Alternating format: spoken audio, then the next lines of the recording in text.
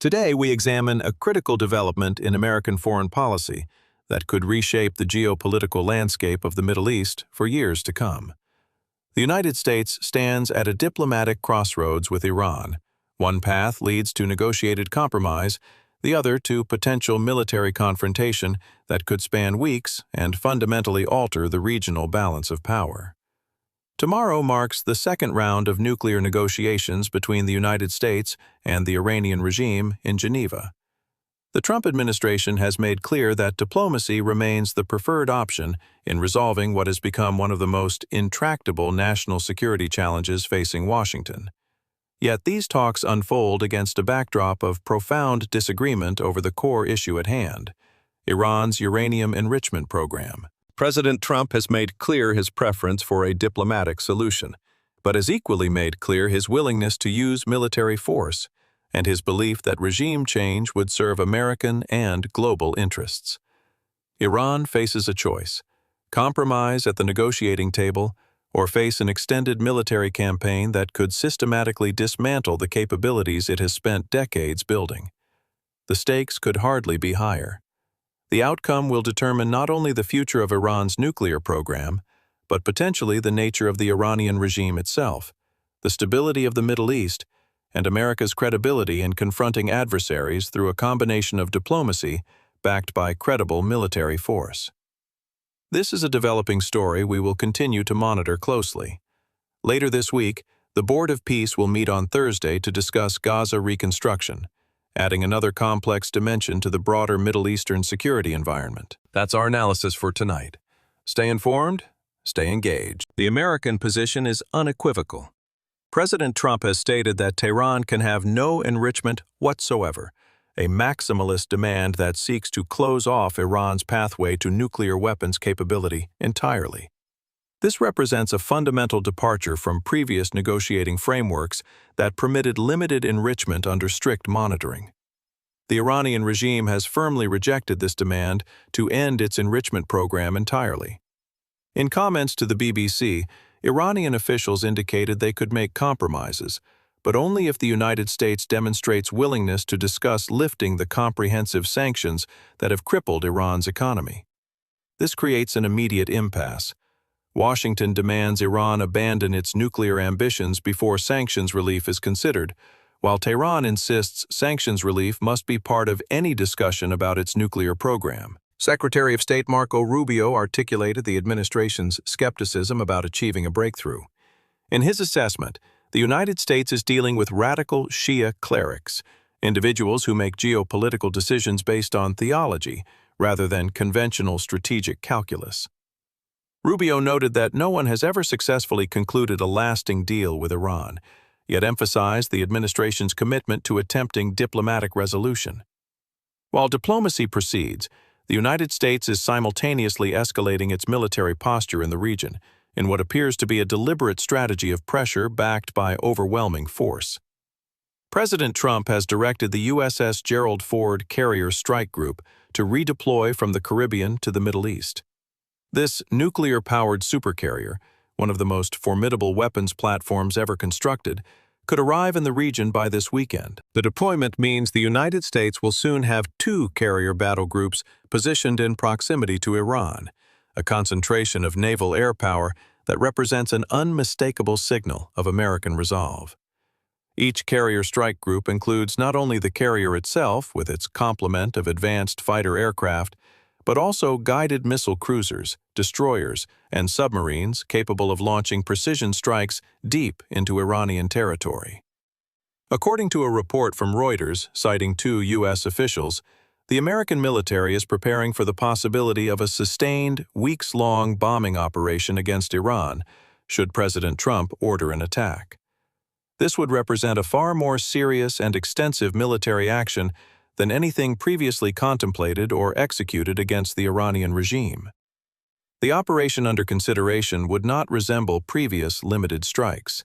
Instead, military planners are developing options for an extended campaign that could systematically degrade Iran's nuclear infrastructure, military capabilities, and command and control networks over a period of weeks. Such an operation would require the kind of sustained air and naval power that only a superpower with forward-deployed carrier strike groups can generate and maintain. President Trump made his most overt endorsement yet of regime change in Iran on Friday, stating that regime change would be the best thing that could happen. This public declaration moves beyond the careful diplomatic language that typically characterizes discussions of regime stability in other nations. It represents a clear signal that the administration views the current theocratic government in Tehran not merely as an adversary to be contained, but as a regime whose removal would serve American interests and regional stability. Former Secretary of State Robert Charles, who served in the Bush administration, provided analysis suggesting that a clear moral position backed by military strength, in this case 2 carrier battle groups, can be highly convincing in international negotiations. Charles characterized the Iranian government as a radical theocracy that demonstrated no hesitation in killing 7,000 to 10,000 of its own people to maintain its grip on power during recent protests. Charles assessed that when the Iranian regime finds itself caught between a rock and a hard place, facing both internal unrest and external military pressure, something significant will happen. He suggested that outcome may be kinetic, noting that President Trump is not someone to be toyed with, and that there exists internal questioning within Iran about whether the current system is worth dying for. Regarding what an extended military operation might entail, Charles indicated he does not foresee American boots on the ground, given President Trump's established approach to military engagement. Instead, he anticipates the administration would attempt gradual escalation to demonstrate to Tehran that it occupies a weak position. Charles pointed to Israel's strike last year, which demonstrated that Iranian air defenses can be fully penetrated with precision and without collateral damage. The implication is clear. Should the United States decide to act militarily, Iran's ability to defend its critical infrastructure is limited. The challenge, as Charles framed it, is bringing reason to a group of people guided primarily by theology rather than conventional strategic thinking. The assessment suggests that survival instinct represents a powerful motivator for rational behavior, and that strong leadership, which Charles characterized as woefully missing in recent years, is essential to turning the dial on this crisis. President Trump's message to Iran, according to this analysis, is straightforward. Wake up, do the right thing, or face consequences. Complicating the strategic picture are massive protests occurring both within Iran and abroad. Demonstrators in Munich and other international locations have staged significant protests against the Iranian regime. More significantly, there have been substantial protests within Iran itself in recent months. Charles noted that tens or hundreds of thousands of Iranians did rise up in recent protests, and that President Trump, unlike prior presidents, supported them verbally and directly. These protests have occurred in many of Iran's major cities, involving hundreds of thousands of participants.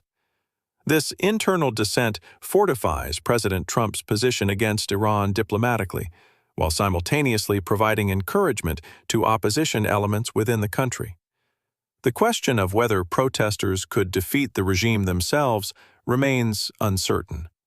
Charles expressed hope that elements of the Islamic Revolutionary Guard Corps, the elite military force that serves as the regime's primary enforcement arm, might change sides. However, he acknowledged that without a powerful, persuasive force, such a defection appears unlikely. The Iranian regime has proven itself ruthless in suppressing dissent. Charles noted that the government killed 700 of its own people, and probably far more, in protests just weeks ago. This willingness to use lethal force against civilian demonstrators underscores the regime's determination to maintain power, regardless of popular sentiment or international condemnation. The broader strategic stakes extend far beyond the immediate question of Iran's nuclear program.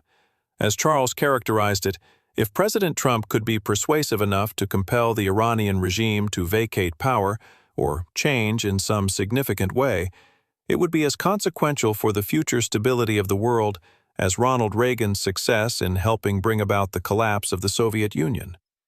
This is not hyperbole when one considers Iran's role as the world's leading state sponsor of terrorism, its support for proxy forces throughout the Middle East, its threats to close the Strait of Hormuz, through which much of the world's oil flows, and its decades-long pursuit of nuclear weapons capability.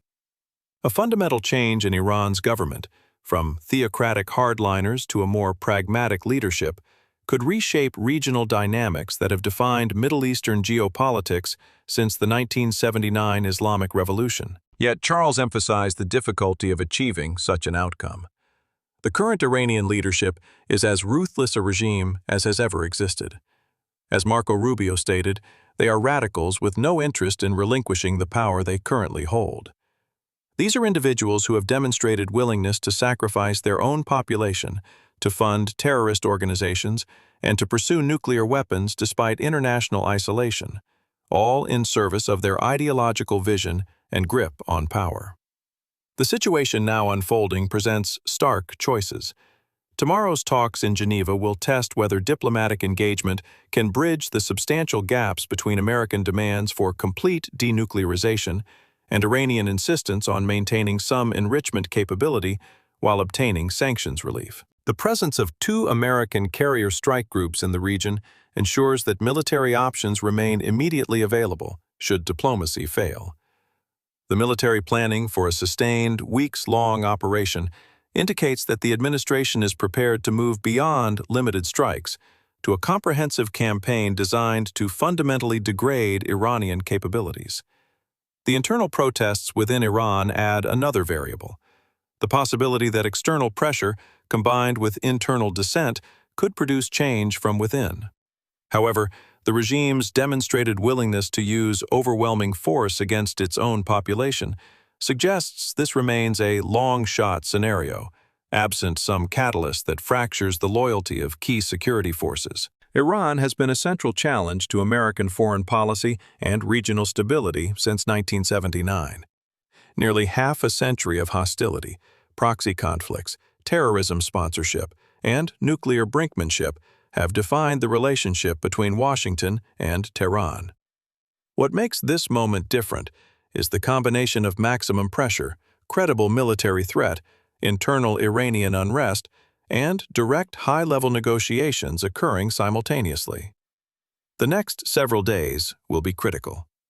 Tomorrow's talks in Geneva will reveal whether any diplomatic pathway exists that can satisfy both American security concerns and Iranian sovereignty claims. The arrival of the USS Gerald Ford this weekend will complete the military buildup that gives weight to American diplomatic demands, and ongoing protests within Iran will test whether the regime's grip on power faces serious internal challenge. President Trump has made clear his preference for a diplomatic solution, but has equally made clear his willingness to use military force and his belief that regime change would serve American and global interests. Iran faces a choice: compromise at the negotiating table or face an extended military campaign that could systematically dismantle the capabilities it has spent decades building. The stakes could hardly be higher. The outcome will determine not only the future of Iran's nuclear program, but potentially the nature of the Iranian regime itself, the stability of the Middle East, and America's credibility in confronting adversaries through a combination of diplomacy backed by credible military force.